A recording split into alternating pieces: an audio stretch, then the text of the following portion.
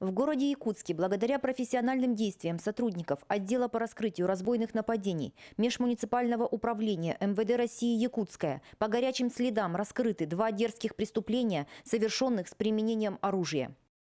В полиции города Якутска обратился молодой человек с сообщением о том, что на одной из центральных улиц города Якутска около 10 часов вечера к нему подошли 2 неизвестных парней и, угрожая неустановленным пистолетом, нанесли побои. В ходе нападения молодой человек лишился золотой печатки, наручных часов и сумки с документами.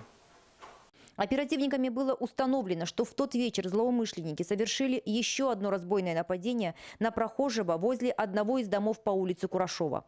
При этом подозреваемые применили в отношении потерпевшего пневматическое оружие с глушителем, выстрелив ему в голову и похитив 2000 рублей. К счастью, ранение оказалось поверхностным. Для раскрытия данных преступлений были задействованы все наружные службы и оперативники криминальной полиции города. В результате проведенных оперативно-розыскных мероприятий полицейскими задержаны 2 молодых людей, уроженцы Усть-Алданского и Верхневилюйского районов. Кроме этого, последний находился в федеральном розыске за совершение серии квартирных краж. Также в ходе доследственной проверки установлена причастность задержанных лиц к совершению грабежа в отношении пожилой женщины, у которой в конце сентября текущего года они похитили сумку с ювелирными изделиями. Возбуждено уголовное дело по части 2 статьи 162 Уголовного кодекса Российской Федерации, санкция которой предусматривает лишение свободы на срок до 10 лет.